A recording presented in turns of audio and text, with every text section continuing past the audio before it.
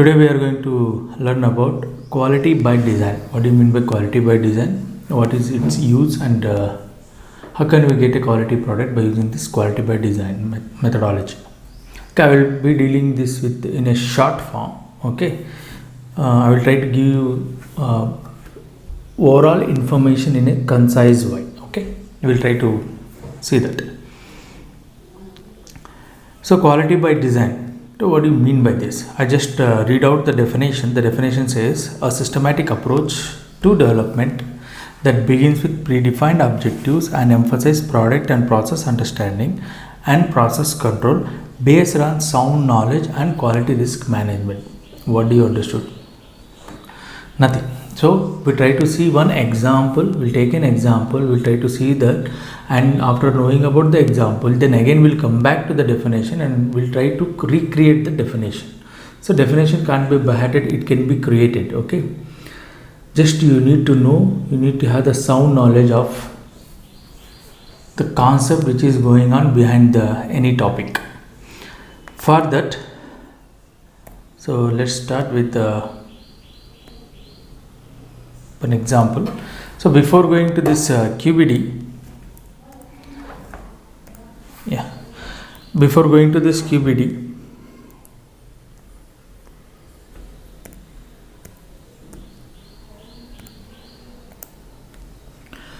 let's start. So our topic is QBD, which is we also called as quality by design. So before going to know what in detail about this topic, I will give an example. I will try to summarize this with a small example. So generally what companies will do, they will have a raw product, they will have a raw material with them. This raw material is being passed through a process and you will get a finished product.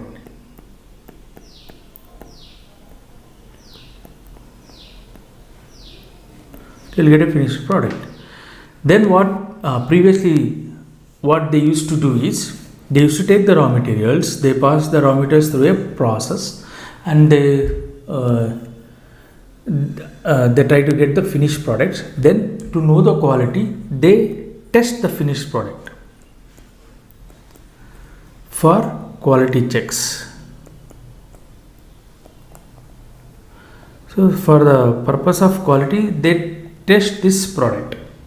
If the product is going to pass the test, then it is said to have the good quality. If product is not going to pass the test, obviously the product will be not having any quality or it may have any quality issues.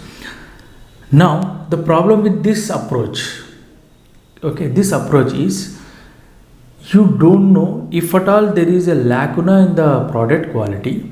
If the product is not getting up to the mark of the quality, then those people who are producing this product, a finished good, will not come to know from where that quality issue is been arised. I don't know because I never studied the raw material or the process in detail, such that I can't able to know or I can't able to track down or trace down the real problem. Let's say I have a quality issue in some product, finished product. I want to know from where this quality issue has been arised, because in the next batch I don't want the same quality issue to be arised. For that I need to trace back from where this quality issue is going to come. Because I have not done any scientific study, because I don't have good knowledge of the science, I don't have good knowledge of the raw product, I don't have good knowledge of the process, everything, each and every step. So I can't able to, or it will be difficult for them to trace back the arisal of the problem, origin.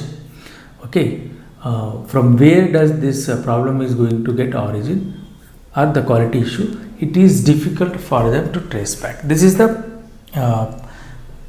the previous method which the company used to follow. We call it as quality by testing, QBT. We call this procedure as, this process as quality by testing, this whole process We call it as quality by testing. What you are going to do here is you are testing the quality in a product, whether the product is having quality or not, after all the manufacturing process has been completed. Now, the problem here is you can't trace back from where the quality issue has been. If at all there is any issues, you can't trace back from where that issue has been arise, and you can't able to solve that issue in a next upcoming batches, and there will be a batch failure and loss of company. So to avoid that, there is another method, we call it as QBT. In QBT, what we used to do is we'll take a raw material.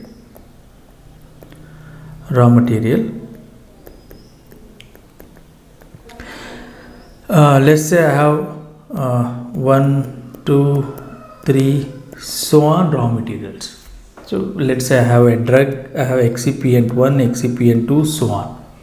So I will be studying in detail for the properties of the drug. Physical, chemical, biological, microbiological property of the drug, physical, chemical, biological, microbiological property of the excipient, etc. 1, 2, 3, so on. I will study in detail for the raw material. I will try to get the knowledge in detail for the raw material. What is the vendor doing? What are the different what happens if I change the raw material, same raw material from different vendors, etc., etc. I will try to get that in details. Now they will pass this raw material through a procedure. They pass this raw material through a process. And this process also been studied in detail.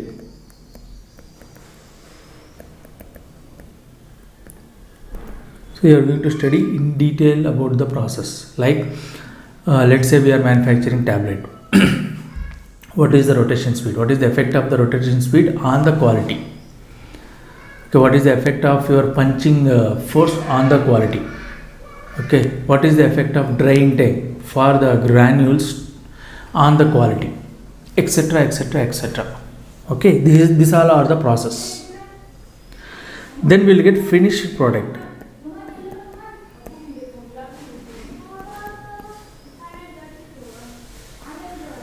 Now here also we are going to check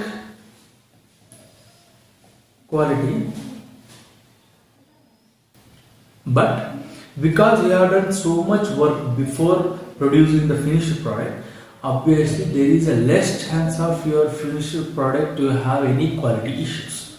So 99% of finished product will pass if you follow QBT, because you have done so much work behind the scenes. Here also you are going to test, but the only difference from the previous method is in the previous method, if at all if there is any quality issues, you can't be able to trace back those issues. But in this method you can trace back those issues because you have in detail studied.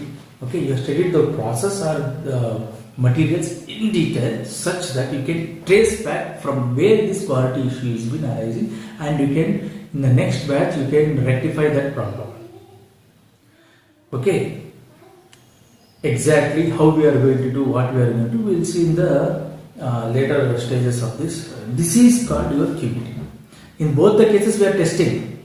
The only difference is before testing you are doing so much work here. So that there will be less chance of batch failure or product failure or product getting any quality issues. Now we will try to see its terminologies. One terminology is QTPP. QTPP is Quality Target Product Profile. Okay, Quality Target Product Profile. What do you mean by this? I'll just read it out. QTPP is a summary of quality characteristics of a pharmaceutical product. If you have a pharmaceutical product, let's say a tablet, what should be its quality summary? Okay, what should be its quality summary, so that you can say that okay, this product is good for the patient use as well as etc., etc. Okay, for that it should have some quality summary. For example, see here, it includes dosage strength, delivery system, dosage form, container system and more. Everything, anything. Okay, regarding the product. So for the final product, what are the quality profile? Quality profile means all quality characteristics together we try to tell it as a quality profile. So that is QTPP. QTPP, quality target product profile. Name itself says is a profile of quality targets.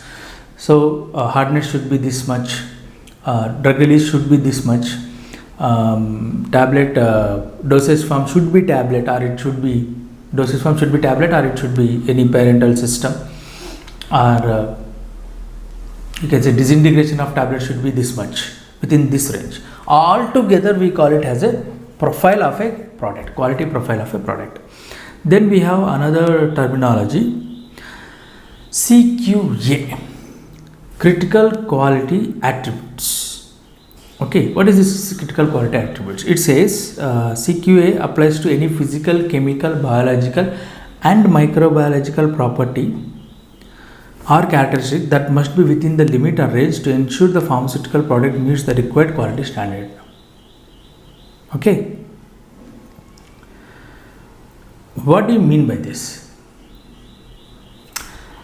So what it says is any quality characteristics, okay, property or characteristics should be within the range to meet the QTPP.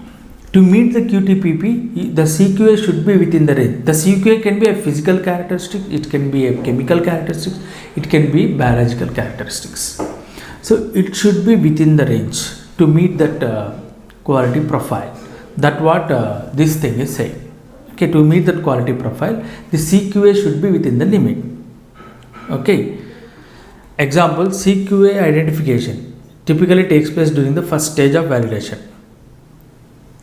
Okay, so what is the CQA? How do you identify the CQA? Critical quality attribute means what? The attribute which is critical for the quality. Okay, it may be physical or chemical or biological or anything attribute. So due to physical characteristics, there is an issue in the quality.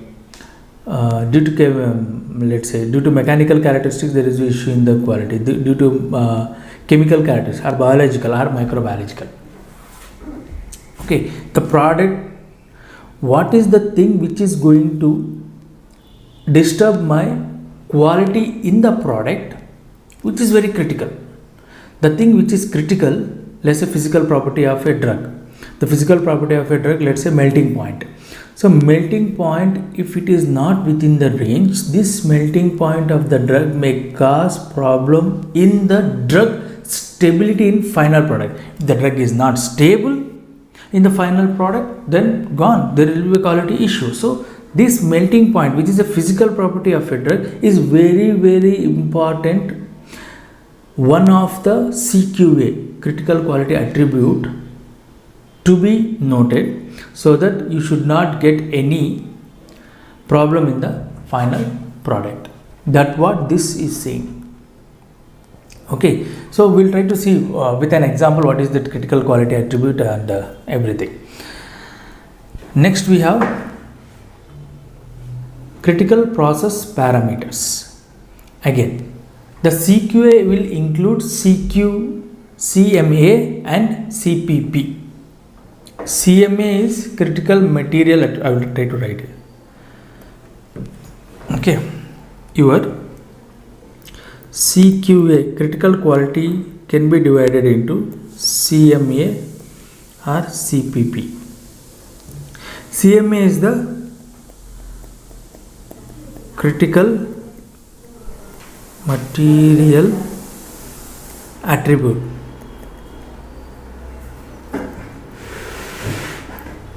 And CPP is the, you can write here, critical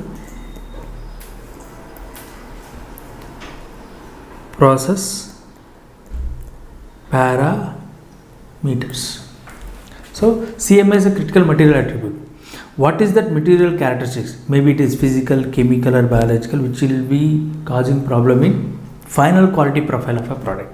Or what is the process parameter, critical process parameter? What is the process parameter which is causing effect in the final product? Let's say example is in the manufacturing of the tablet, We try to see the material attribute, that is drug physical property, that is melting point, should be within the range, otherwise it will cause problem in the final product quality. Likewise, we have critical process parameter.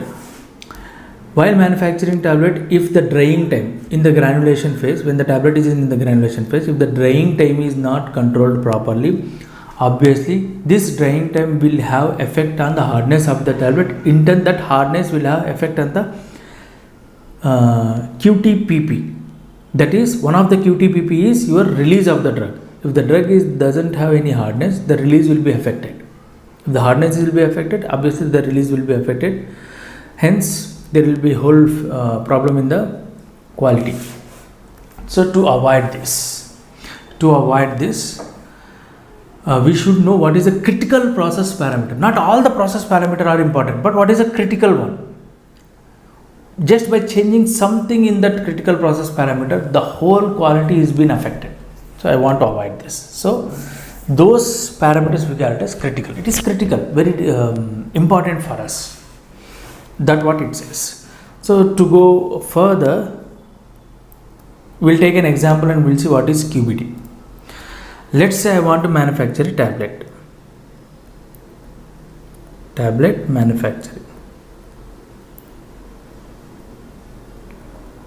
by QBD. Okay, we'll see one example. Okay, one thought experiment. We'll try to do one thought experiment here. So we'll try to manufacture a tablet in a thought via QBD. Let's say we have raw materials. I have a drug, plus I have excipient 1, excipient 2, excipient 3, so on. I will pass this excipient through a process. So the process will be like granulation. Let's say I am doing wet granulation and punching. This is the two process I have to be considering for the manufacturing of the tablet. This is the tablet one. Okay, I will get a tablet here, finished product, after doing this process. So previously what we used to do, we directly take that excipient drug, we'll mix them in according to formula, we'll prepare a granule, then we'll punch those granules to get a tablet, then again we'll test the tablet for quality issues. But here it is not the case. So first, before preparing to that tablet, before going to this process, even before starting this process, you need to determine QTPP of a product.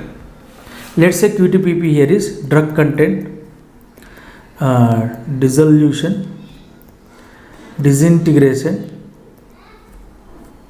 etc., etc., etc. These are all the product profiles. So QTPP you need to determine. So quality target product profile. My target for drug content is this much. 99.9% drug content should be there. My target for drug dissolution is this much. Let's say I am manufacturing sustained release tablet. So it should release the drug over a period of time. Let's say for 12 hours or 24 hours. That is 90% or above 90% drug should be released only at the 12th hour. This is the quality target profile, one of the profile. Next is disintegration time. So I want the tablet to be disintegrated till 30 minutes. Okay, because it is a sustained release, I want it should be disintegrated within the limits. Okay, this is the quality target product profile. So I determine those. So I came to know that this is my QTPPs. Now I need to know what are the CQA which are going to affect this QTPP. For that, CQA is divided into two. This one is CMA and the process we call it as CPP. So the CQA related to material is CMA, critical material attributes. So what are the critical material attributes? Drug melting point, drug crystallinity, drug diffusion characteristics, drug dissolution characteristics. Next, excipient melting point. Okay, excipient chemical characteristics, excipient 1, 2, 3, etc., etc. These all will be considered as CMA. Not all the properties. the properties of those excipients and materials which will influence my QTPP. If I change little of this property, let's say if a drug crystallinity is being changed from one form to other form, my QTPP, that is dissolution, is going to affect very badly. In that case, I will determine that crystallinity as a CMA. Not all the properties will be CMA, critical material attributes. Only few properties which are so critical, if you change them, they will affect your final product quality. Then we have process, CPP. So in granulation, we have percentage of granulating agent. Okay, we have drying time, okay, etc, etc. Then in punching, we have punching force of punching, etc. Now this we call it as critical process parameter. Not all the parameters are important here. The parameter whose little change will influence my QTPP, product profile, quality target product profile, we consider that as CQA, critical quality attributes, or you can say critical process parameters. Okay, so for example, if the drying time is changed, it will again influence my disintegration. If the punching force is changed, it will influence my. So this we consider as CPP, okay, critical process parameter. So that what the CQ. If you control all these parameters, obviously you can get a product with QTPP, quality target profile. You can meet in that finished product. If you control all this CQ, you can meet the quality profile. That what is your QBD. So for this we use some softwares, like say I want to know in which ratio in CMA, I want to know in which ratio I want to use drug excipient 1, excipient 2 and excipient 3. To get that QTPP, what is the ratio? For that you need to use one software is there, DOE, Design of Experiment software. In this software what we will do is, there is a word called another parameter called design space. What do you mean by design space? Design space is a multi-dimensional combination of your given attributes. Okay, let's say I have 3-dimension thing. So we have x-axis, y-axis and z-axis. Let's say on x-axis I will take one QTPP, that is percentage drug release. On y-axis I will take a CQA of the product. Let's say percentage of excipient 1 to be used. On z-axis I will use percentage of excipient 2 to be used. So concentration of excipient. In that case what happens? So studying of this attributes in a multi-dimension, because it is going to relate these three things in a multi-dimension. Okay, not in 1 dimension, 2 dimension, 3 dimension. Okay, so in multi-dimension we are going to relate this. We call that as design space. So exactly what is that? We'll try to see here. Design space.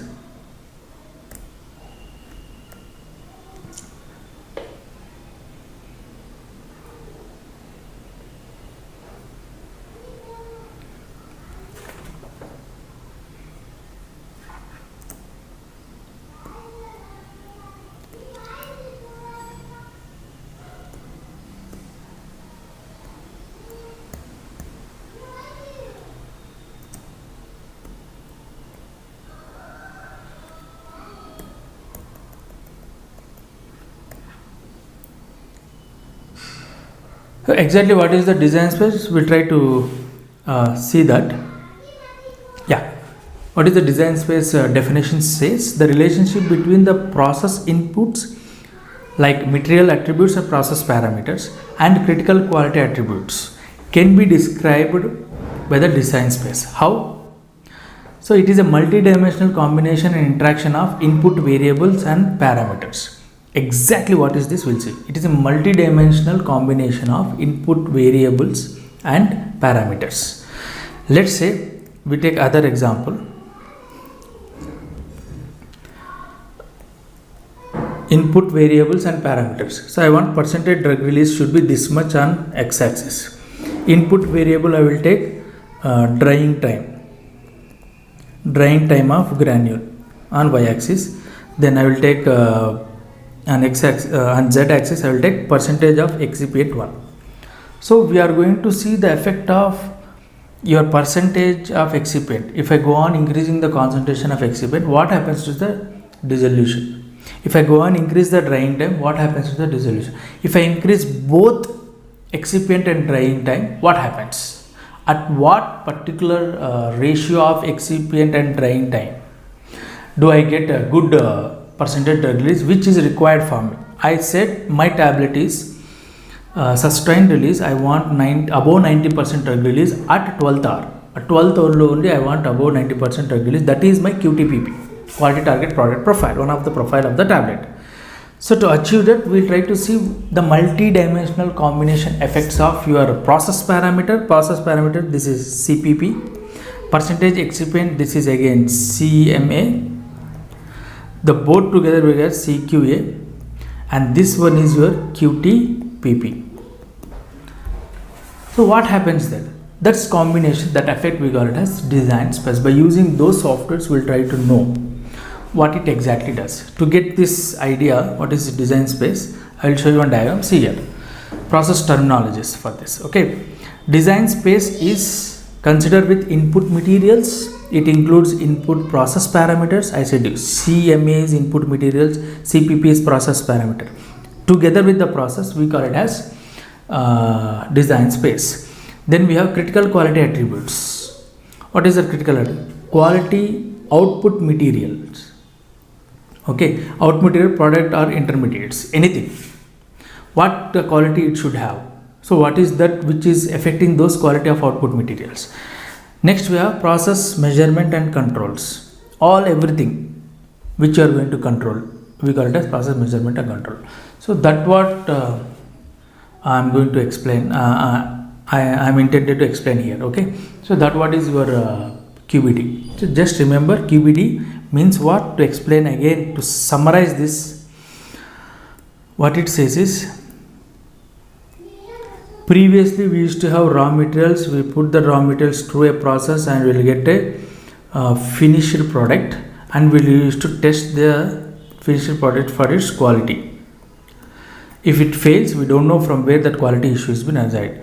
So if you follow QBD, you know all the raw material characteristics and process characteristics so well, okay, that it will, the finished product should have the quality even though if you are testing. So first method we got it as quality by testing. This method we call it as quality by design. So you design a process in such a way that, so if you design a process in such a way that whatever the finished product is entering through this process by QBD, the finished product will be having quality. Definitely it will have quality. There will be no failure. That's what QBD is. We come to a stage where we can create the definition. So we know what happens in the QBD. By having this knowledge, we'll try to recreate the definition. So what the definition says, once again I will read it out. A systematic approach to develop for the development or to development that begins with predefined objectives. So what you did, you went through systematically, okay, you saw what are CQS, what are CMAs, what are CPPs, which can affect your QTPP. So QTPP is predefined objectives. You have predefined objectives for the product and process understanding and its control. Okay, you have your predefined objectives for the product, which emphasize on the product, process understanding and process control.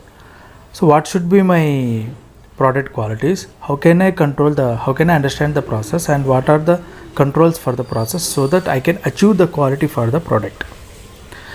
So how we achieved all this? Based on the sound science and quality risk management. That what is your QBD. I think you have understood now. Okay. So to summarize the definition, what it says is, you should have a good sound knowledge of science and quality risk management, and you need to approach with the predefined objectives. Okay, what is your predefined objectives? Predefined means before starting the process, you need to have some objectives.